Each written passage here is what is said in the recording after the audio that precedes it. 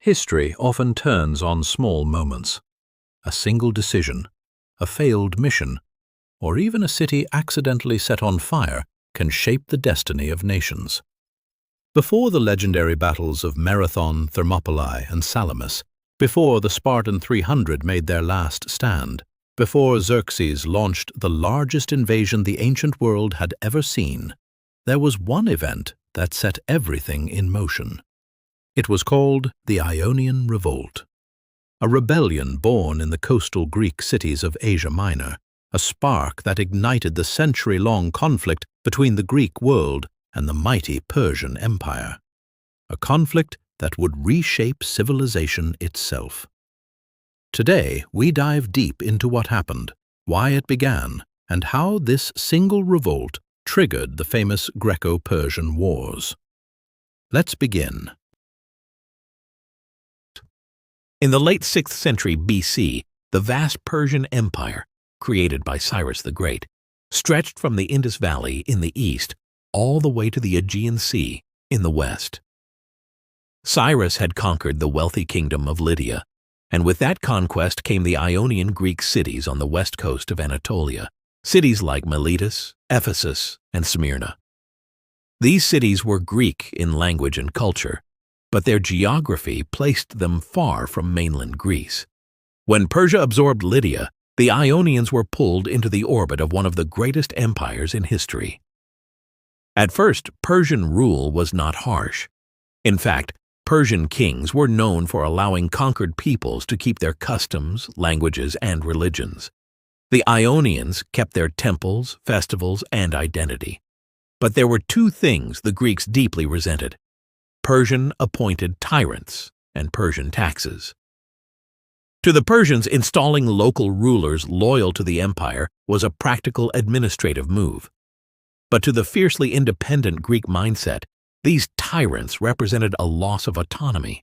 Greek political life thrived on debate, freedom, and self-governance. Living under foreign control, even if indirect, was a constant source of tension. Beneath the surface, resentment slowly grew, and soon it would explode. The revolt did not begin because of oppression alone. It began because of one man, Aristagoras of Miletus. Aristagoras was the tyrant of Miletus, one of the largest and richest Ionian cities. Ambitious and clever, Aristagoras saw an opportunity to expand his power by conquering the island of Naxos. Naxos was prosperous, strategically placed, and valuable. But it would not be easy to conquer on his own. So Aristagoras approached Artaphernes, the Persian satrap, or governor of Lydia, who happened to be the brother of King Darius I. Aristagoras promised that the conquest of Naxos would benefit Persia as much as himself. The satrap agreed. A Persian fleet of around 200 ships was prepared for the mission. But then everything went wrong. The Persian commander and Aristagoras quarreled. Their cooperation broke down. Naxos received warning of the attack and fortified itself. Months passed, the siege failed, and the Persians spent huge amounts of money for nothing. Aristagoras panicked. He knew he had convinced the Persians to support this mission. He knew they had lost money because of it. And he knew King Darius did not tolerate incompetence. When the great king's patience ran thin, punishments could be severe. So Aristagoras made a drastic move. To save himself, he betrayed Persia. And with that betrayal, a rebellion began. Aristagoras called the Ionians together and argued that Persian control could be thrown off. He encouraged them to cast out the Persian-appointed tyrants. He appealed to Greek pride, the desire for freedom, and the resentment long brewing in their hearts. City after city began to rise up: Miletus, Mytilene, Ephesus, Teos, Phocaea, Clazomenae. The flames spread across the entire region, but Aristagoras knew something important. Ionia could not defeat Persia alone, so he searched for allies. His first stop was Sparta. He traveled across the Aegean Sea and asked the Spartan king, Cleomenes I, for help. He tried to persuade the Spartans with promises of wealth, glory, and the weakness of Persian armies. But Sparta, despite its military strength, refused. They did not like interfering far away from home. Rejected by Sparta, Aristagoras turned to Athens. Athens, more idealistic and hungry for influence, said yes. Eretria also joined the cause. For the first time in history, mainland Greeks were about to strike Persia directly. In 498 BC, a force of about 20 Athenian ships, 5 Eretrian ships, and thousands of Ionian soldiers marched inland toward the Persian city of Sardis. Their goal was to surprise the Persians and strike a symbolic blow.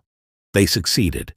The rebels reached Sardis, captured the lower city, and during the chaos, a fire broke out. The flames spread quickly through the wooden structures. Soon the whole city was burning. The rebels withdrew before Persian reinforcements arrived, but the damage was done. To Egypt, this would be just a fire. To Scythia, merely another raid. But to King Darius I, the burning of Sardis was a personal insult. And when he learned that Athenians had taken part in the attack, his anger burned hotter than the flames that had engulfed his city. The historian Herodotus tells a famous story. Darius asked who the Athenians were. When he was told, he ordered a servant to remind him every day, "Master, remember the Athenians." From that moment on, Persia was committed to revenge. This single event, Athens helping burn Sardis, would eventually lead to the Battle of Marathon, the rise of Xerxes, and the invasion of Greece. The Ionian Revolt was no longer a local uprising. It had become a geopolitical earthquake. After the burning of Sardis, the Persians began a systematic and ruthless counterattack. They started with the coastline. City after city was recaptured: Cyprus, Caria, Aeolus. In some cases, Persian forces used overwhelming land armies. In others, their navy, largely manned by Phoenician sailors, outperformed the Ionian fleet. By 494 BC, the Persians prepared to strike the heart of the rebellion, Miletus. The decisive battle would take place at sea, near the island of Lod. The Ionian fleet gathered near the small island of Leyde. They assembled a large coalition of ships from across the region. Their goal: defeat the Persian navy and protect Miletus. But the Ionian fleet was plagued by disagreements. Some cities wanted to fight, others wanted to flee, and some disagreed on strategy. The Persians sensed this division. They offered bribes to some commanders, persuading them to withdraw during the battle. When the fighting began, these ships suddenly turned back and abandoned the line, leaving gaps in the Ionian defenses. The result was catastrophic. The Persian navy overwhelmed the remaining ships. The Ionian fleet collapsed. With the sea lost, Miletus was defenseless. The Persians besieged the city, captured it, and destroyed much of it. Many Milesians were killed or enslaved. The city that had led the revolt was shattered. The destruction of Miletus shocked the Greek world. In Athens, a famous tragic play called The Capture of Miletus was performed. The audience was reportedly so filled with grief that it caused public outrage, and the play's author was fined heavily. The message was clear: Persia's revenge was brutal. By 493 BC, the Ionian Revolt had completely collapsed. Persia restored control over the region, but they ruled more cautiously now. They replaced tyrants with more democratic structures, ironically giving the Ionians more freedom after the revolt than before it, as long as they remained loyal.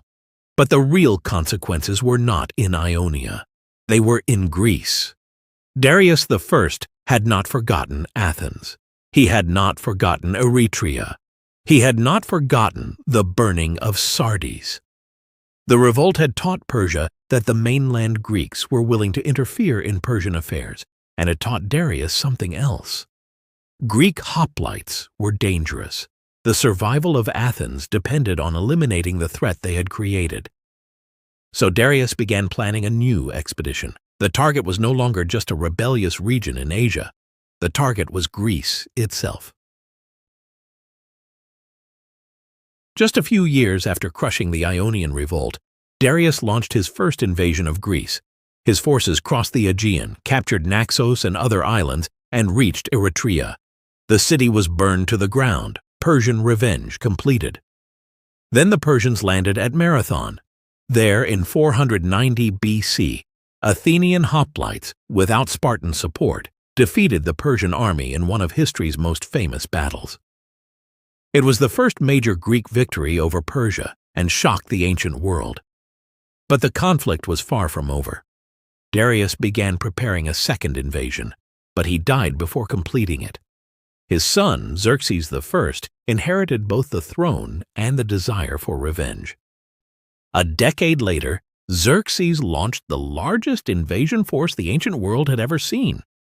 It led to Thermopylae, Artemisium, Salamis, Plataea. All of these legendary events trace back to the Ionian Revolt. In the grand story of human civilization, the Ionian Revolt represents much more than a regional uprising. It was the beginning of a massive geopolitical struggle between two very different worlds, the Persian Empire, centralized, wealthy, and multi-ethnic. The Greek city-states, independent, fractious, and fiercely protective of their autonomy. This revolt marked the moment when their worlds collided. Had the revolt never happened, Persia may have never invaded Greece. And if Persia had never invaded Greece, the history of Western civilization, its politics, philosophy, and identity might have unfolded in a completely different direction. In that sense, the Ionian Revolt is not a small event. It is a turning point, a spark that lit the fire of war, a fire that forged legends, and a fire that permanently changed the relationship between East and West. The Ionian Revolt ended in failure. But its impact echoed across centuries. It awakened Persia's fury. It pushed Athens into the spotlight. It forced Greece to unite against a common threat. And it led directly to the epic clashes that define ancient history. When we look back at Marathon, Thermopylae, or Salamis, we are really looking at the shadows cast by a rebellion that began in the coastal cities of Asia Minor. A rebellion that started when one man feared Persian punishment and made a fateful choice to set his world on fire. That choice changed history. And that is the story of the Ionian Revolt, the spark that ignited the Greco-Persian Wars. We appreciate your time today. Subscribe for more historical insights and journeys through the ages.